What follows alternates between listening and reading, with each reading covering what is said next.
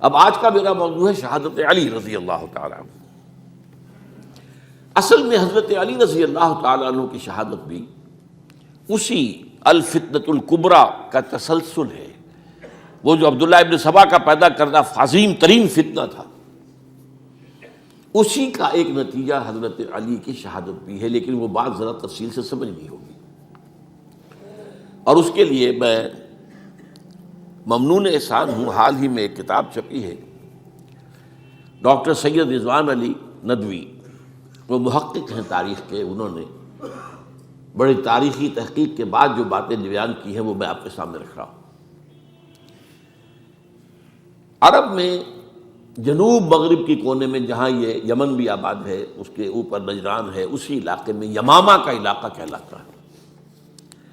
یہاں ایک قبیلہ آباد تھا، بنو تمیم۔ یہ جو لوگ تھے بڑے کرخت مزاج، جنگجو، اکھڑ، ضدی، اور جس بات کو ایک دفعہ مان لے اس پر اڑ جانے والے اور مر مٹنے والے۔ یہیں سے فتنہ پہلا اٹھا تھا، سب سے بڑا جو نئے جھوٹے نبی کھڑے ہوئے تھے ان میں سب سے بڑا تو مسیلمہ کذاب تھا، یہی تو علاقہ تھا۔ اور اس کے خلاف اس فتنے کی سرکوبی میں کتنے صحابہ، 1200 صحابہ ایک جنگ کے اندر شہید ہوئے، جن میں 500 جو ہیں وہ حفاظ تھے رضی اللہ تعالیٰ عنہ۔ تو یہ لوگ جو یہ تھے بڑے زوردار تھے۔ اس قبیلے کے بارے میں حضرت عمر رضی اللہ تعالیٰ عنہ نے ایک بڑی عجیب حکمت عملی اختیار کی۔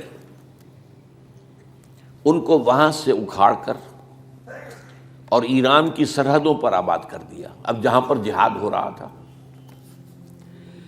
تاکہ ان کے اندر جو یہ جنگجوئی ہے یہ اب اس مقصد کے لیے استعمال ہو، اب وہ دارالاسلام کی توسیع کے مقصد کے لیے استعمال ہو، اور وہ ہوئی۔ حضرت عمر نے 2 چھاؤنیاں بنائی تھی رضی اللہ تعالیٰ، کوفہ اور بصرہ، کیونکہ ظاہر بات ہے کہ اب جو اسلام کا دائرہ پھیل رہا تھا اور اسلامی حکومت پھیل رہی تھی، اور زیادہ تر جو ہے مشرق کی طرف پھیل رہی تھی، ایران اور خراسان وغیرہ کی طرف، تو اب مدینے سے اس کا کنٹرول اتنا آسان نہیں تھا، فاصلہ تھا، تو چھاؤنیاں بنائیں تاکہ یہ اس سرحد کے اوپر یہ موجودہ مرکز رہے، یہاں فوجیں موجود رہیں، کہیں کوئی بغاوت ہو تو اس کو کچلنے کے لیے وہ قوت فوری طور پر دستیاب ہو سکے۔ یہ لوگ ہیں کہ جو عبداللہ ابن سبا کی فتنے سے سب سے زیادہ متاثر ہوئے۔ ان کی مزاج میں وہ کجی تو تھی نا۔ حضرت عمر بھی ان کا جو ایک مضبوط کنٹرول تھا انہیں دبائے رکھا ہے، اور ان کا رخ جو ہے ایک دوسری طرف موڑ کر اس سے اسلام کو فائدہ پہنچایا۔ لیکن اس کے بعد جب فتنہ جو آیا یہ عبداللہ ابن سبا، تو سب سے بڑھ کر یہی لوگ اس کے ماننے والے، اور انہی میں سے وہ لوگ تھے جنہوں نے جانیں بھی دے دی ہیں، جنہیں حضرت علی نے زندہ جلایا ہے، اس لیے کہ وہ کہتے تھے کہ علی خدا ہے۔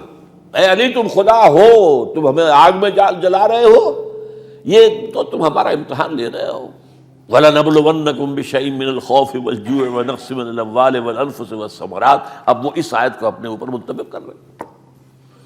تو یہ جو کرخت لوگ تھے،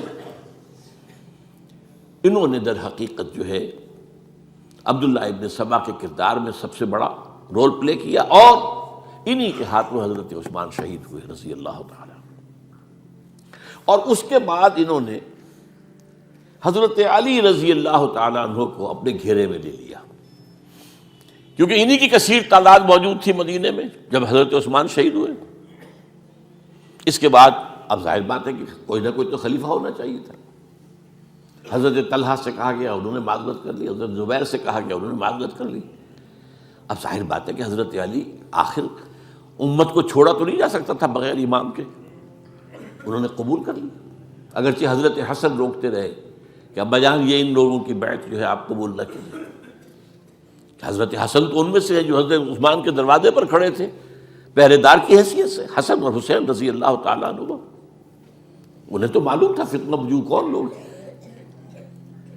اس کے بعد حضرت علی رضی اللہ تعالیٰ عنہ نے اسی حکمت سے، جس حکمت کے تحت حضرت عمر نے یہ چھاونیاں آباد کی تھیں، دارالخلافہ بھی مدینے سے کوفہ منتقل کر دیا، تاکہ پورے عالم اسلام کو کنٹرول کیا جا سکے اس مرکز کے ساتھ۔ اس کا نتیجہ یہ نکلا کہ اب گویا کہ حضرت علی کے گرد ان لوگوں کا گھیراؤ مکمل، کوفے میں یہی تو آباد تھے، کوفی یہی تو تھے، حضرت عمر نے انہیں لا کے یہاں آباد کیا تھا۔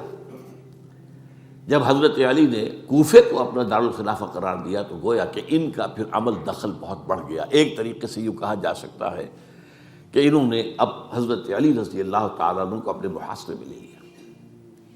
چنانچہ جنگ جمل کے موقع پر یہ ہوا ہے کہ صلح ہو گئی تھی، حضرت عائشہ رضی اللہ تعالیٰ عنہ کے جو نمائندے تھے اور ادھر سے حضرت علی، صلح ہو گئی تھی، طے ہو گیا تھا کہ ہاں قاتلین عثمان کو جو ہے اس کو سزا دی جائے گی، قصاص لیا جائے گا حضرت عثمان کی قتل کا۔ لیکن ان لوگوں نے 10,000 آدمی کھڑے ہو گئے کوفے کے اندر، ہم سب قاتل ہیں عثمان کے، لو قصاص ہم سے اگر لے سکتے ہو، جس کے نتیجے میں اور انہوں نے جنگ شروع کر دی۔ اور جب جنگ شروع ہو جائے تو پھر اس کے بعد تو کوئی نہیں دیکھ سکتا کیوں شروع ہوئی، کیسے شروع ہوئی، کس نے شروع کی۔ اب تو یا مارو یا مرو، دو ہی باتیں ہوتی۔ 10,000 مسلمان ایک رات میں شہید ہوئے جنگ جمل میں۔ اب اس کے بعد حضرت علی رضی اللہ تعالیٰ عنہ کی خلافت جو ہے حضرت امیر معاویہ نے ماننے سے انکار کر دیا۔ جب تک قاتلین عثمان کو سزا نہیں دیتے ہم بیعت نہیں کریں گے۔ یہ نہیں کہ دعویٰ کیا ہو کہ میں خلافت کا حقدار ہوں، یہ نہیں، لیکن یہ کہ آپ کو ان کو سزا دینی چاہیے۔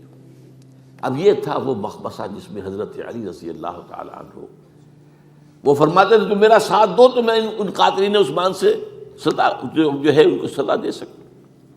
ادھر انہیں پتا تھا کہ میں سرنڈر کرتا ہوں تو مجھے علی تک تو پہنچنے کوئی نہیں دے گا، راستے میں ختم کر دیں گے رضی اللہ تعالیٰ عنہ۔ تو یہ پیچ تھا ایک جو ایسا پڑا ہے۔ اب اس میں جب حضرت معاویہ اور حضرت علی کے مابین فیصلہ کن جنگ ہوئی، جنگ صفین جسے کہتے ہیں، جس میں 70,000 مسلمان ایک دوسرے کی تلواروں، تیروں، نیزوں سے قتل ہوئے۔ اس موقع پر حضرت معاویہ کی طرف سے ایک آفر آئی، قرآن مجید کو نیزے پر اٹھا کر لوگوں نے کہا کہ یہ خون ریزی بند کر دو، ہم قرآن کا فیصلہ ماننے کو تیار ہیں۔ حضرت علی دیکھ رہے تھے کہ یہ اصل میں میری فتح کو شکست سے بدلنے کا پروگرام ہے، تقریباً فتح میری ہو چکی ہے، لیکن یہ جو طبقہ تھا یہ انہوں نے کہا نہیں بڑی ٹھیک بات کہہ رہے ہیں، وہ مانیے ان کی بات، جنگ بند کی۔ انہوں نے ہی یہی لوگ تھے جنہوں نے مجبور کیا حضرت علی کو کہ وہ تحکیم پر رضامند ہو جائے۔ اس کے بعد تحکیم میں جو معاملہ ہوا، حضرت علی حضرت عبداللہ ابن عباس کو اپنی طرف سے حکم بنانا چاہتے تھے، یہ اڑ گئے نہیں۔ یہ اڑ جانے والے لوگ، اور یہی اصل قوت تھے، وہاں ساری طاقت تو انہی کی تھی۔ تو انہوں نے ابو موسیٰ اشعری کو اپنی طرف سے مقرر، وہ بہت نرم خو آدمی تھے، انہیں بناؤ۔ بہرحال جو بھی بات طے ہوئی، اب تاریخ کی روایتوں میں اختلاف ہو سکتا ہے، کہا یہ جاتا ہے کہ طے تو یہ ہوا تھا حکمین کے مابین، ادھر سے ابو موسیٰ اشعری، ادھر سے عمرو بن العاص رضی اللہ تعالی عنہما، کہ آپ اپنے جو کلائنٹ ہیں حضرت علی آپ انہیں معزول کر دیجئے، میں معاویہ کو معزول کر دیتا ہوں، پھر جو ہے مسلمان فیصلہ کر لیں کسی اور کی عبادت۔ انہوں نے کھڑے ہو کے کہہ دیا میں علی کو معزول کرتا ہوں، اور عمرو بن العاص نے کہا کہ میں معاویہ کو قائم کرتا ہوں۔ اب یہ ہے روایت، واللہ عالم، اس میں کتنا سچ ہے کتنا جھوٹ ہے، میں کوئی مورخ نہیں ہوں، میں کوئی تاریخ کا محقق نہیں ہوں۔ اس کے بعد جو ہے اب یہ لوگ انہوں نے کہا کہ مانیے تحکیم کو، اور جب انہوں نے حضرت علی نے اس تحکیم کے فیصلے کو ماننے سے انکار کیا تو باغی ہو گئے،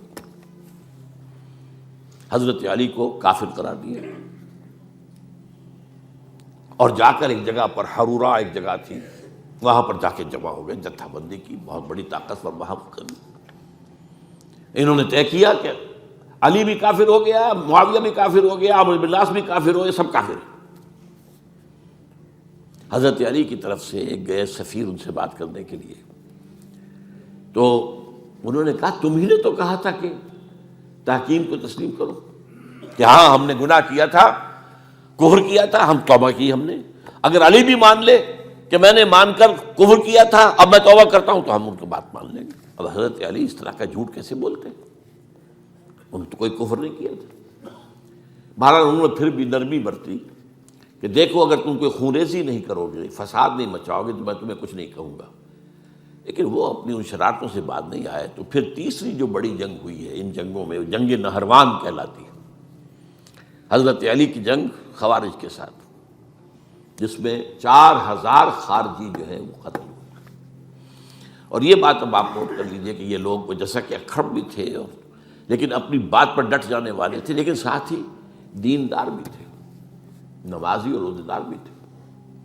یہ اس طرح کے لوگ نہیں تھے کہ جو فاسق اور فاجر ہو، بس یہ مزاج کا ایک ہے، جو بات دل میں بیٹھ گئی اڑ گئے۔